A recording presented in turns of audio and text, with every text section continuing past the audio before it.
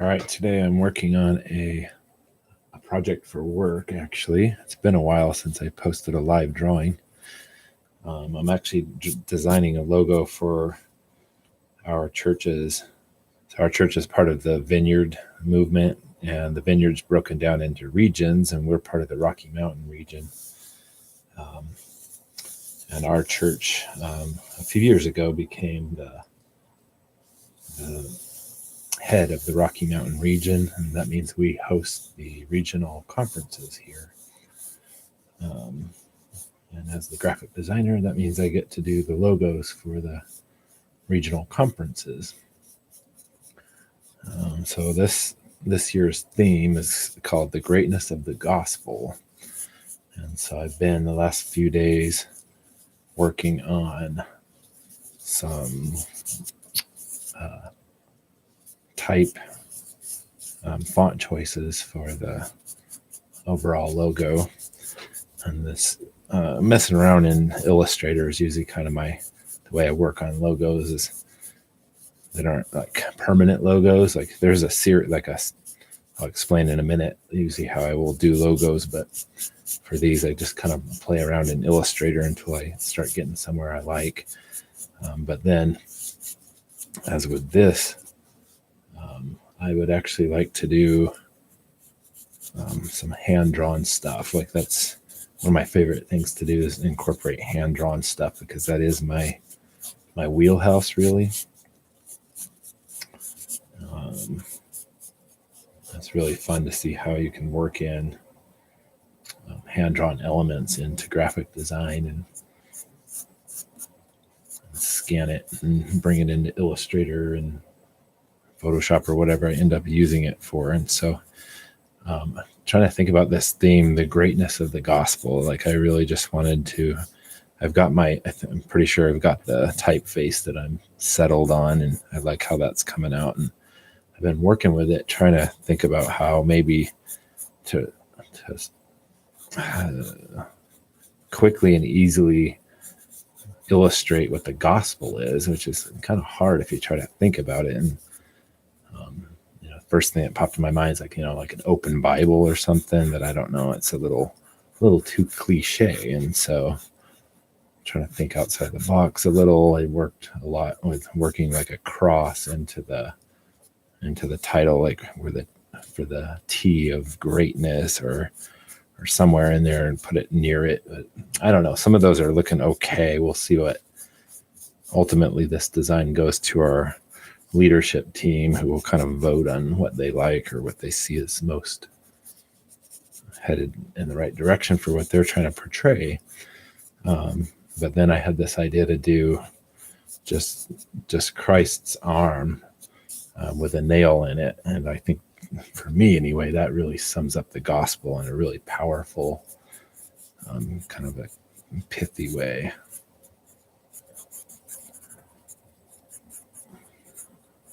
I'm actually drawing from a still from a YouTube video that we produced 3 years ago for Easter. Actually, it turns out this is my own hand that I'm drawing because we did a video to promote our Easter series that year. And we, out here in Grand Junction where we live, we have this thing out south of town called the Colorado National Monument, which is it's kind of like a miniature Grand Canyon, and it's just 15 minutes away from town. Like it's just right here in our backyard. It's a beautiful place. And one of the cool things about the monument is it has tunnels all over it. Like most of them are irrigation tunnels that run under the road that crosses the monument. And there's one big one. This one, I don't know what it is because it's a really big tunnel, and you go down the side of one part of the road, and then you pop out and you kind of go over to a cliff, and then this view is it looks through a little valley out toward our city, and it's just beautiful. But if you turn around and look at that and look what you just came out of, it looks a lot kind of like a tomb. And when we start thinking about like how to portray like Jesus coming out of the tomb, that's like the closest thing we got around here, and it's really cool. It looks kind of like, so what we did this year, 3 years ago, is we had we just did like the feet shot. So really I was playing Jesus, but it was really just my feet. And we had an intern she was a theater intern. And so she knew how to do makeup. And so she put big wounds on my feet and on my wrists. And she did a great job. They look real. Like it looks like these big bloody holes on my wrists and stuff. And then our communications director, and we had this volunteer video guy kind of directing the video and directing the shots. I actually did the, what do you call them? The not keyframes, I'm drawing a blank. They do it for movies all the time. Anyways, storyboard. I did the storyboard for it and I sketched that out, and then we went up and set up the shots, and it was really cool because we had this guy, Dave Kessinger. If you're listening, Dave, give me a thumbs up. Dave is an absolutely professional video guy. He used to have an advertising studio in Los Angeles. It was his own, called Kess Pro, and he used to do commercials with big stars, NBA players, and movie stars and stuff like that, just regular commercials. And so he knows like the inside out and upside down of video, like for as far as lighting and shots and camera angles and how to get smooth shots and all this. Totally not my world, but like he did awesome with it. This video is actually, when I get done with this, I'll put a link in the description so you can go see the video.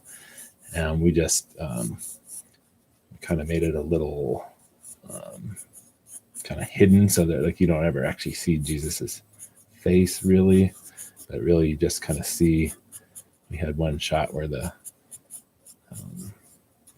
carrying Jesus into the tomb, and you just see my legs hanging off, and then the burial cloths, and then we sort of shift in the video to the day that Jesus rises from the dead, and then you kind of see me sit up and take the burial cloths off, and then you just see the feet walking in, and you just, at first it's just like some barefoot dude walking out of a cave, but then when you see the nail wounds, then you realize that's Jesus walking out of the tomb. It's really cool, powerful video, and it was really fun to work on. And I would love it if Dave still worked in our department, because he was great, fun to work with, super nice guy, and incredibly knowledgeable on video. So there's my hand, and sorry about this shot. I have a really cheap camera. I would like to get more of a overhead shot, but I can't. So this, and actually the video has my hand just there, and it has the bloody spot, because we're kind of portraying after he's been laid down and coming off the cross. But I think for what I'm doing today, I would like the nail to still be in it. So I'm just actually going to try to imagine what that looked like, which is always kind of shaky ground, like to try and, even if you're a practiced artist, to try and imagine it. Actually, what I'm going to do is I'm going to Google, see if I can't find an image of a nail in Jesus's hand. It's funny because I draw and draw and draw every day. Like, it's my favorite thing to do. And I was drawing some stuff for some kids, some cartoon characters, and I would, look up the cartoon character on my phone real quick and then sketch it with sidewalk chalk on the driveway. And this little girl said, "That's pretty good, but you're not the best artist because you're drawing it from a picture." Like, she expected me to draw this entire thing from memory.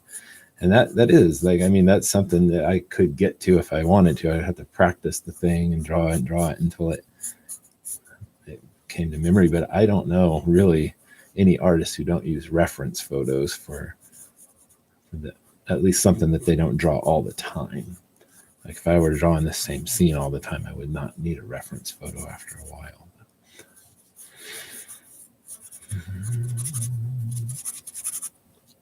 Okay, so now I got to think about how this is going to look in Illustrator. Like, I don't necessarily want it to be that sketchy. And so once you vectorize something scanned, it really simplifies it.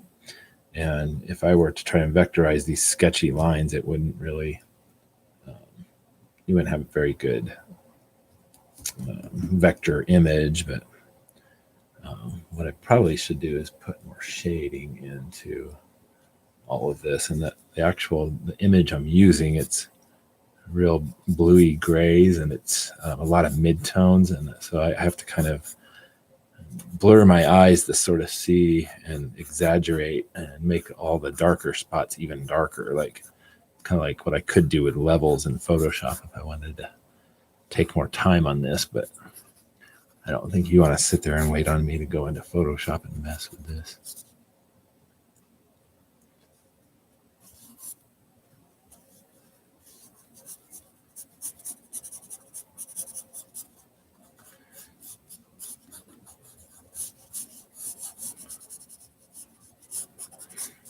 Let's see, I'm gonna, like, if I were doing like a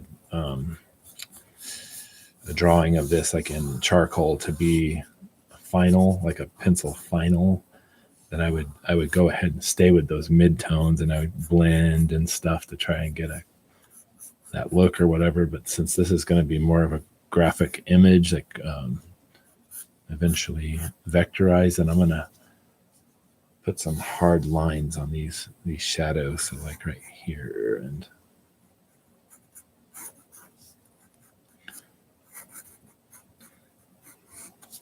so that will be all black.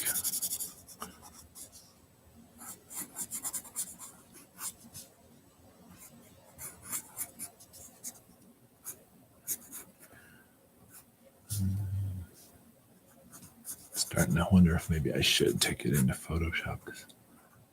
Sort of trying to guess where these lines go. And then if you're going to go solid black and white, that means you have no midtones to work with. And so like the end of this finger is white. So to underscore it, you have to have black around it. Well, in the actual photo, that's very mid-tone. So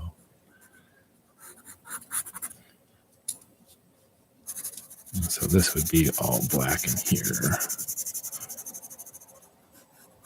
It's one thing I try to coach people on drawing and stuff is to remember when you're drawing an image, don't get caught up too much on trying to make it exactly like your reference photo, because ultimately, depending on how you use it, like no one's ever going to see your reference photo. And unless you're drawing something that's very recognizable by people, like they're not going to know that you didn't draw it exactly like your photo. And so really you just want it to overall look good and don't worry about it being exactly right.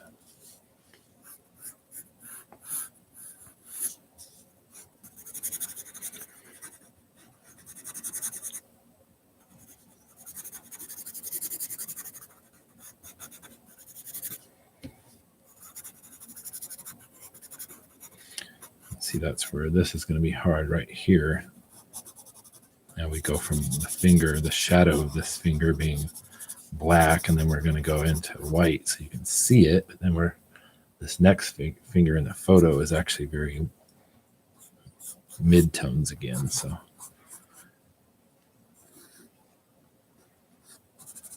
kind of have to embellish to get things to show up.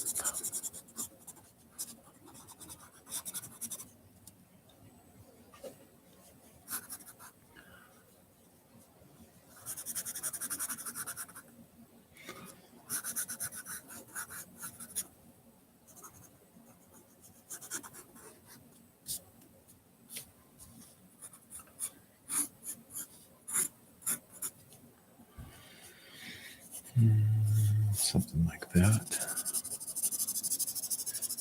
And it could look cool if it had these kind of lines, sketchy lines in it. And consistency is important when you're doing something like this too, which I kind of might have already gone too far with getting this finger here is very dark. And so if I wanted this sketchy line look, I've already kind of gotten it too dark over here to really go with that look.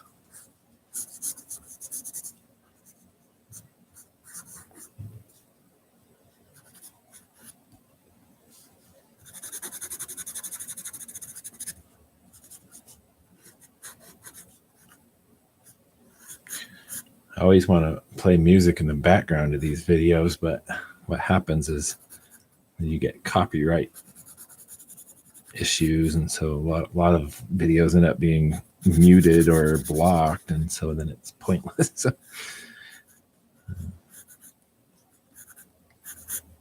I've always loved to like share the music I listen to with the world, because I listen to a lot of stuff that's sort of underground, kind of off the beaten path, and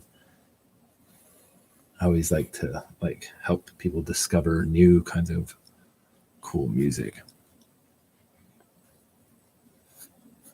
A lot more when I was younger. I wonder how they clipped their fingernails back in Jesus's day. They just kind of like use a rock and file them down or something, or did everybody have ridiculously long nails?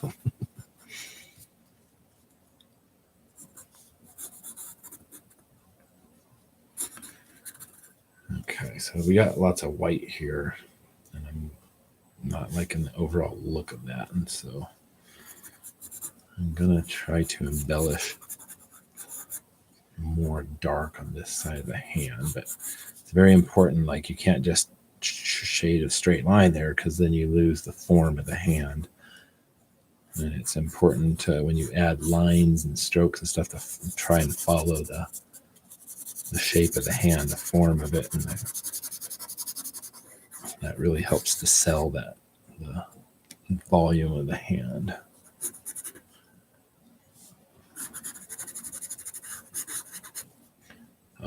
When you use a pencil sharpener, it's going to be loud, just to warn you.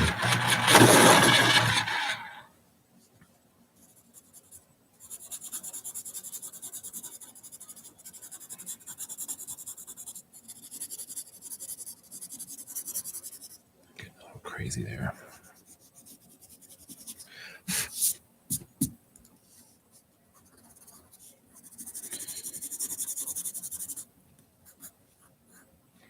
If you would ever like to see some of my finished graphic design work for the church, like, I got a lot of it on my website, which it's a Wix site, so it's hard to give you just the address, because it's like joshandersonart.wixsite.joshandersonart or something weird like that, and it's easier just to give a link. But also, if you go to canyonviewchurch.com, almost all of the artwork you see, all the graphic design is mine. We have a girl that does social media for us, and she's actually really good. She's a lot younger than me and less experienced, but I've seen some stuff she's done, and it's not bad. But she usually will take stuff I've already done and make it fit better on Instagram and other social media. All right, this is not so bad. Let's maybe move into the nail area.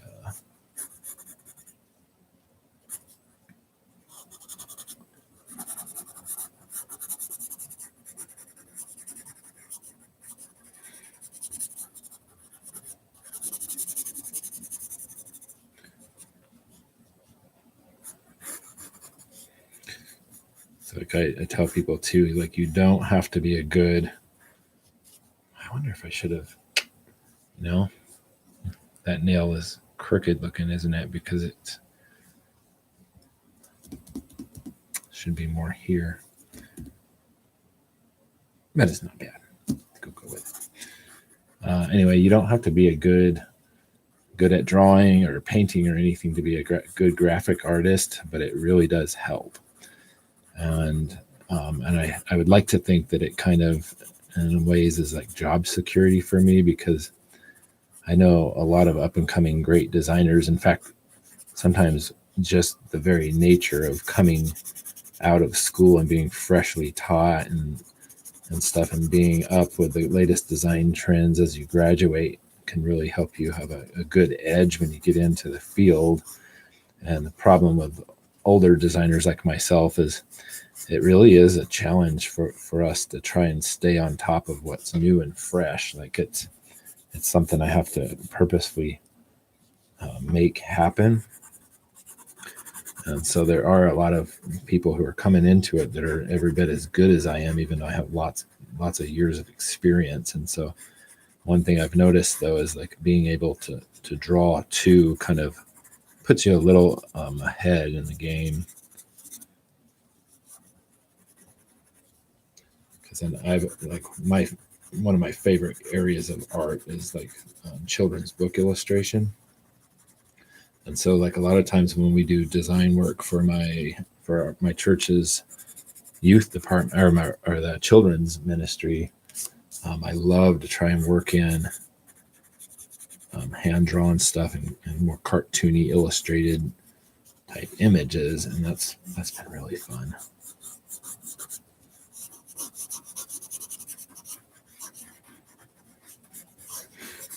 It's really kind of hard to imagine how this should look.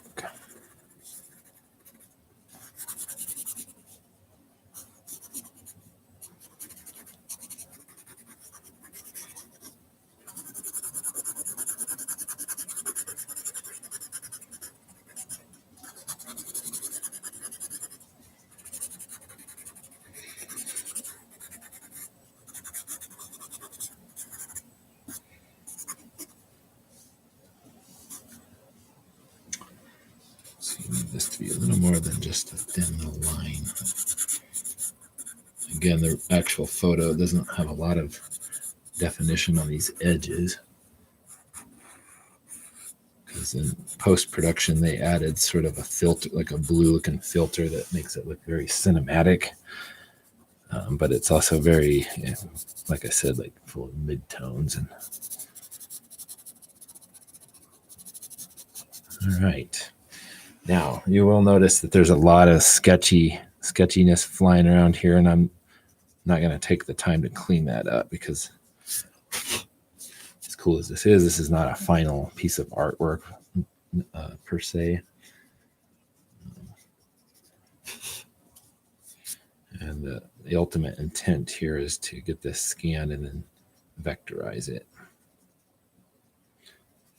Yeah, so one hard thing too is how much time and energy you put into stuff. Like I'm always an advocate of, like, you can tell when someone's put time and put heart into a piece of art, like even, attention to detail and everything. But when you're, especially in the graphic design world, like you're just day by day, you're cranking out stuff, and you really can't possibly spend that much time on each project. You just gotta keep moving, get on to the next thing and the next one. And so there's a balance. There's a place where you have to say, this is quality. It could be better if I had more time, but this is going to have to be the quality level. And also knowing the way things are scanned, and know how they look on the other end, and knowing how to use your levels and stuff in Photoshop to drop out midtones and darken those darks and blow out the white. Like I know that the remaining grays in this piece here are thin enough that I could, in Photoshop, I'll be able to blow them out. All right, so I'm going to call that good for the drawing today. Thank you for watching, and I'm sorry I haven't been doing a lot of actual art on Josh Anderson art, but keep coming back and we'll do stuff as I get time. Thanks for watching.